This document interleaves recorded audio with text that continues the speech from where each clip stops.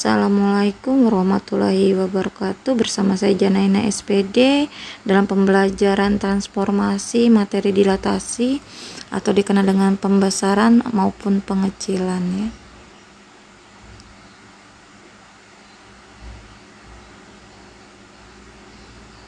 Pernahkah kalian memperbesar atau memperkecil ukuran foto untuk dicetak?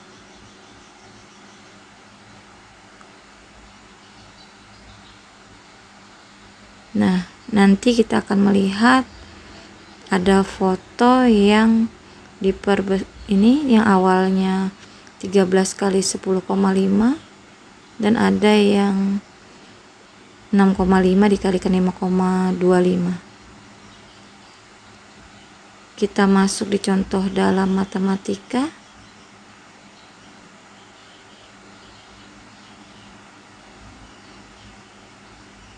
Di sini ada seorang ibu menyimpan gula dalam sebuah gelas plastik berbentuk tabung tanpa tutup dengan luas alas 616 cm persegi. Alasnya berbentuk lingkaran. Kemudian ibu menutup tabung tersebut dengan plastik serta mengikatnya dengan karet gelang ya yang berbentuk lingkaran dengan diameter 7 cm. Kita akan menghitung pembesaran karet tersebut setelah diikatkan pada gelas plastik tadi. Ini gambarnya. Penyelesaiannya. Nah, dari ukuran karet gelang tadi, kita akan mencari dulu jari-jarinya. Berasal dari diameter ya, jari-jari itu adalah setengah dari diameter, sehingga jari-jari karet gelang adalah setengah dari 7 cm. Bisa kita tuliskan dengan setengah kali 7 cm menjadi 7/2 cm. Kemudian dengan luas gelas plastik tadi, kita akan mencari jari-jari ini tadi yang setelah diperbesar menggunakan luasnya 616 tadi. Kita mencarikan R karet gelang yang untuk mengikat tadi ya. Di sini menggunakan rumus luas alasnya VR kuadrat, kita ganti V-nya dengan 22/7.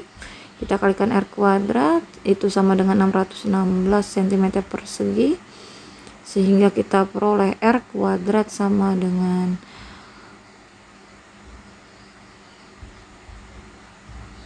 ini harusnya 616 ya, dibagi dengan atau kedua ruas kita kalikan dengan 7/22/7 ya, kita kalikan sehingga hasilnya R kuadrat sama dengan 7/22 kalikan 616, sehingga didapat R kuadrat 196, sehingga R sama dengan 14 cm. Dengan membandingkan jari-jari karet gelang yang mengikat tabung tadi atau jari-jari alas tabung tadi dibandingkan jari-jari karet gelang yang belum diikatkan tadi, itu menjadi 14 dibanding 7/2. Masing-masing kita sederhanakan dengan membaginya dengan 7/2 atau mengalikannya dengan 2/22 ini 2/7, sehingga kita perolehlah perbandingannya setelah disederhanakan. Ini 14 dibanding 7/2 itu disederhanakan menjadi 4/1, sehingga kita memperoleh pembesarannya itu adalah 4 kalinya. Jadi setelah diikatkan untuk menutup gelas tadi, pembesarannya menjadi 4 kalinya ya. Di sana tadi pembesaran karet gelangnya kita memperoleh tadi 4 ya. Kita akan mengetahui apa sebenarnya sih dilatasi itu.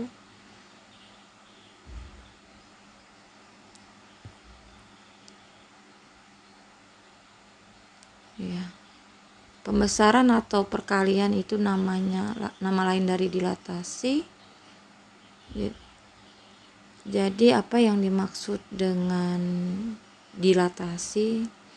Dilatasi atau bisa dikatakan pembesaran atau perkalian ialah suatu transformasi yang merubah ukuran, memperbesar atau memperkecil suatu bangun tapi tidak merubah bentuk. Apa yang dimaksud dengan skala? Nah, yang 4-nya tadi bisa dikatakan dengan skala ya, yaitu jarak bayangan dibagi dengan jarak benda dengan pusat dilatasi tertentu ya. Kita akan mendilatasikan segitiga ABC dengan titik A 1,2, B 2,3, C 3,1 dengan skala 2 dengan pusat titik O 0,0 ya. Ini gambar segitiganya tadi ya, berapakah hasil titik dilatasinya, dimana nanti bayangan dari A menjadi A absen, B menjadi B absen, C menjadi C absen. Ini ingat, ini pusatnya titik 0,0 ya, atau titik O 0,0 dengan skala 2 ya. Kita akan lihat apakah diperbesar atau diperkecil ya. Nah, setelah kita gambar nanti, kalau dari perhitungan, kalau 2 itu positif, bisa dikatakan titik A absennya, bayangan dari A, akan kita peroleh di sini titiknya menjadi 2 kali dari titik A, B absennya menjadi 2 kali dari titik B, C absennya menjadi 2 kali dari titik C. Nah, tadi ya, yang tadinya A 1,2 menjadi A absennya 2,4, yang tadinya B-nya itu 2,3 menjadi B absennya 4,6, yang tadi C-nya itu 6,2 menjadi C absen ini apa 3,1, C absennya menjadi 6,2. Lihat gambar. Nah, ini diperbesar ya. Contoh tadi, dilatasi dengan pusat titik O atau 0,0 dengan faktor skala K, kita akan memperolehnya. Jadi jika ada titik P, X, Y didilatasikan terhadap pusat O 0,6 dengan faktor skala K, didapat bayangan P absennya menjadi X absen Y absen, di mana X absennya itu langsung K dikalikan X, Y absennya K dikalikan Y ya. Kita masuk di contoh 1. Di sini ada persegi ABCD dengan titik A 3,2, B 4,2, C 4,3, D 3,3 didilatasikan terhadap titik A dengan faktor skala 2. Kita akan menentukan titik bayangan dari titik-titik persegi ABCD, di mana kita nanti akan memperoleh bayangan dari titik A tetap ya di 3,2, B-nya menjadi 5,2 di sini, C-nya menjadi 5,3, C absennya bayangan dari C-nya, D absennya menjadi 3,4 ya.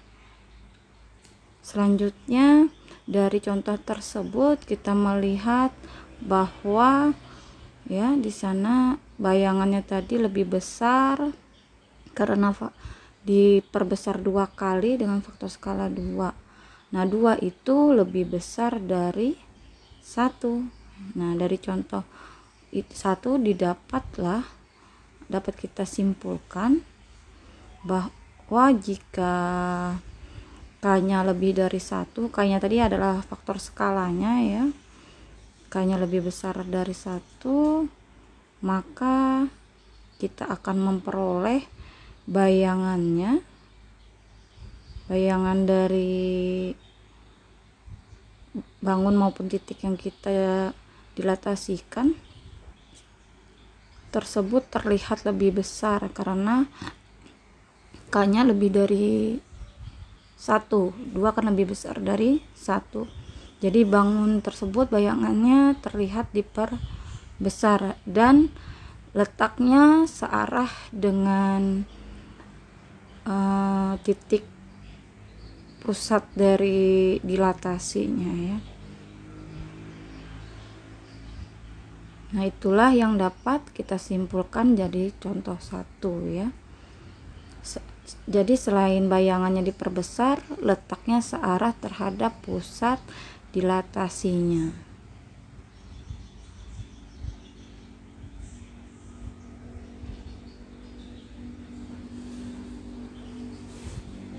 Dan juga bangun tersebut terlihat lebih besar dan searah dengan pusat dilatasi. Kita lanjutkan dengan contoh 2. Di sini seperti contoh pertama terdapat persegi ABCD dengan titik A 3,2 dan B 4,2, C 4,3 dan D 3,3 didilatasikan terhadap titik A dengan faktor skala negatif 2. Kita akan menentukan koordinat bayangan dari titik ABCD ya. Titik-titik persegi tadi kita akan mencari A absen, B absen, C absen dan D absen. Sebelumnya kita gambar dulu persegi ABCD pada kartesius, dimana A-nya 3,2, B-nya 4,2, C-nya 4,3 dan D-nya 3,3. Kita gambar dulu persegi ABCD-nya ini.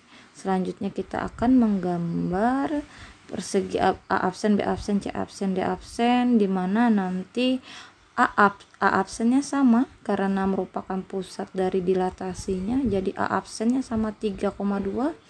Kita akan gambarkan B absennya 1,2, C absennya 1,0 dan D absennya 3,0 ya. Sehingga nanti kita akan menyimpulkan dari contoh 2 ini, jika K-nya lebih kecil dari negatif 1, maka bangun tersebut diperbesar dan letaknya berlawanan arah terhadap pusat dilatasi dengan bangun semula ya. Selanjutnya kita masuk di contoh 3. Di sini terdapat persegi ABCD yang sama seperti tadi, tapi dengan faktor skala 1 ya. Nah, kita gambarkan persegi ABCD-nya di sini. Nah, karena faktor skalanya 1, maka A absennya sama dengan A, B absennya juga sama dengan B, C absennya juga sama dengan C-nya, D absennya juga sama, tetap ya. Sehingga dari contoh 3, jika K sama dengan 1, maka bangun tidak mengalami perubahan ukuran dan letak. Kita memasuki contoh keempat dengan persegi ABCD yang memiliki titik A 3,2, B 5,2, C 5,4 dan D 3,4 didilatasikan terhadap titik A dengan faktor skala 1/2. Kita akan menentukan titik-titik persegi ABCD. Langkah pertama kita akan menggambarkan persegi ABCD ya. Kita akan menggambarkan persegi ABCD dengan titik A 3,2, B 5,2, C 5,4 dan D 3,4. Kita akan menggambarkannya pada bidang kartesius. Setelah kita gambarkan dengan ini, kita akan menggambarkan bayangannya. Karena pusatnya masih titik A, berarti A absen masih sama dengan A, yaitu A absennya, bayangan dari A nya itu 3,2, B absennya menjadi 4,2 4,2, C absennya menjadi 4,3 dan D absennya menjadi 3,3. Ya, ini yang kita lihat dari gambar bahwa di sini kita telah memperoleh bayangan dari titik A, yaitu A absen tetap 3,2, B absen di sini kita lihat adalah 4,2, C absen 4,3 dan D absen 3,3. Itu yang kita peroleh ya setelah menggambarkannya. Kita bisa melihat bahwa persegi yang bayangannya itu terlihat setengah dari persegi ABCD yang awalnya ya, terlihat diperkecil ya. Nah, ini tadi diperolehlah bayangan A absen, B absen, C absen, dan D absen. Dengan A absennya tetap 3,2, B absen 4,2, C absen 3,2 dan D absen 3,3. Sehingga dari contoh 4 kita bisa menarik kesimpulan bahwa jika nilai K-nya terletak lebih besar dari 0 dan kurang dari 1, maka bayangannya tampak diperkecil dan letaknya searah terhadap pusat dilatasi dengan bangun semula ya. Selanjutnya kita akan lanjut di contoh kelima. Terdapat persegi ABCD dengan titik A 3,2, B 5,2, C 5,4, D 3,4. Dilatasinya masih terhadap titik A dan dengan faktor skalanya negatif 1/2. Setelah kita gambarkan di sini persegi ABCD-nya, kita akan peroleh A absennya tetap yaitu 3,2, B absennya nanti kita peroleh 2,2, C absennya 2,1 dan D absennya 3,1 ya. Di sini dapat kita simpulkan dari contoh nomor 5, jika K-nya terletak dari ini lebih besar lebih besar dari negatif 1 dan kurang dari 0, maka kita peroleh bayangannya itu akan terlihat diperkecil dan letaknya berlawanan arah terhadap pusat dilatasi dengan bangun semula. Jadi diperkecil dan berlawanan arah. Dari contoh 1 sampai 5 kita bisa memperoleh rumus ya di sini untuk mempercepat mencari hasil dilatasi yang merupakan dilatasi dengan pusat P, A, B dan dengan faktor skala K dari suatu titik A, X, Y sehingga kita peroleh bayangannya di mana X absen itu sama dengan K dikalikan dengan X kurang A ditambahkan A dan Y absennya sama dengan K dikalikan dengan hasil pengurangan Y kurang B baru ditambahkan dengan B. Ya, bisa dilambangkan dengan titik P, K ya. P-nya adalah titik pusat dilatasinya, K-nya adalah faktor skala dari dilatasinya. Sehingga jika titik A kita dilatasikan dengan pusat P, A, B dan dengan faktor skala K, maka kita peroleh A absen merupakan pasangan titik X, Y nya itu X absennya K dikalikan X kurang A tambah A, Y absennya K dikalikan Y kurang B tambah B ya. Ini adalah cara untuk mempermudah untuk mencari dilatasi dengan pusat bukan 0,0 ya.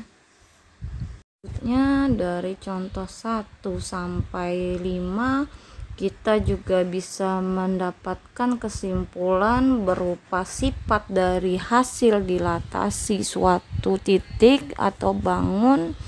Di sini kalau dari contoh 1 sampai 5 tadi kita bisa melihat bahwa bayangannya ada yang diperbesar, ada yang tetap, ada yang diperkecil, tetapi bentuknya tetap sama, yaitu tetap persegi ya.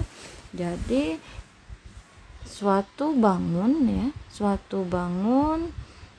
ini merupakan sifat dari dilatasi ya, bangun yang diperbesar atau yang diperkecil atau dengan kata dilatasikan dengan skala K dapat merubah ukuran atau tetap ukurannya tetapi tidak mengubah bentuknya. Jika K lebih besar dari 1 maka bangun akan diperbesar dan terletak searah terhadap pusat dilatasi dengan bangun semula. Jika K sama dengan 1 maka bangun tidak mengalami perubahan ukuran dan letak. Jika K-nya terletak antara lebih besar 0 kurang dari 1 maka bangun akan diperkecil dan letaknya searah terhadap pusat dilatasi dengan bangun semula. Yang D, yang keempat, jika K terletak lebih besar dari negatif 1 dan kurang dari 0 maka bangun akan diperkecil dan letaknya berlawanan arah terhadap pusat dilatasi. Jika K lebih kecil dari negatif 1 maka bangun akan diperbesar dan letaknya berlawanan arah dengan bangun semula ya. Materi dilatasi merupakan materi terakhir di transformasi. Setelah refleksi, translasi, rotasi, dan dilatasi, saya akhiri. Wassalamualaikum warahmatullahi wabarakatuh.